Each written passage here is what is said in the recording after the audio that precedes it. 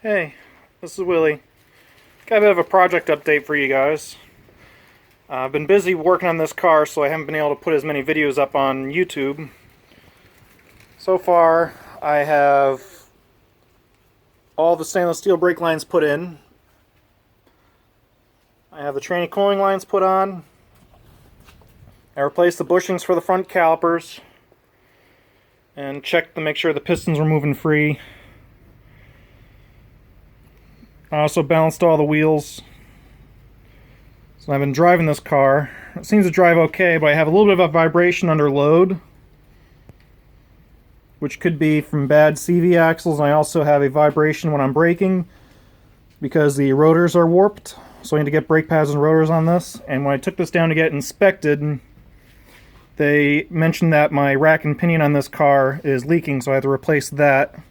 So if I'm going to replace the rack and pinion, I'll replace the tie rod ends as well.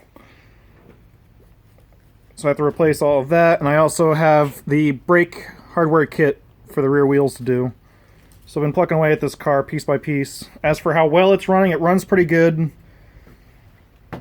I noticed when it's under a heavy load, the check engine light comes on, and under low load, it goes off, which is usually indicative of a O2 sensor or ignition issue. So I put a test light down by these posts and was unplugging the wires while it was running and checking to see how much of a gap they would jump. All of these coils, with the exception of one, were jumping at least an inch to an inch and a quarter. This bottom coil was jumping right from the post into the coil to ground. So I believe we have an internal short on this bottom coil, and these two coils are original. This one's been replaced, and these are original with 111,800 miles on them, so I'm just going to replace that coil. The wires look good. They've been replaced at some point. I checked the one spark plug, which has a standard copper electrode spark plug, and the electrode is rounded off, and the gap is pretty large, so it's going to need spark plugs.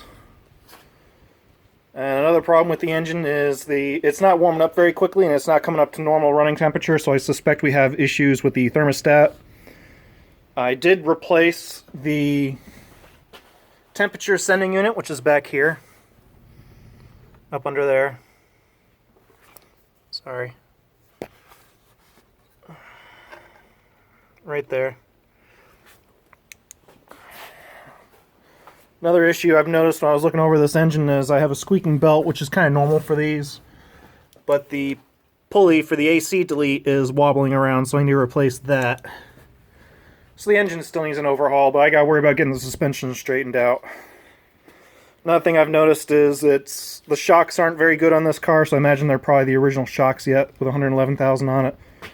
So I could probably use some struts in the front and shocks in the back, but I have to pluck away at this piece by piece while I get the money. So we're working away at it. As for things that do work in the car, which is kind of neat, is even the light underneath the hood still works. The keyless entry still works, however, it only works a few times at a time. After 2 or 3 times using it, it quits working, so I'm not sure if the batteries are going dead in the remote. I'm not sure. We'll have to find out as I pluck away at it. So, seems to be running pretty good. Not bad for a 28-year-old car. I had the headlights adjusted so they're straight. I got the seat all adjusted, the mirrors all adjusted. Everything seems to be working pretty good. I like the radio in this car, with the exception of the antenna isn't all that great. The reception isn't that great, but that's about it.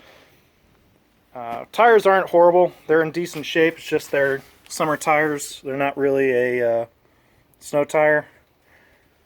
Like I had mentioned earlier, I gotta pluck away at it piece by piece. I don't have a whole lot of money to be dumping into it all at one time. Already had to spend a lot on all the lines.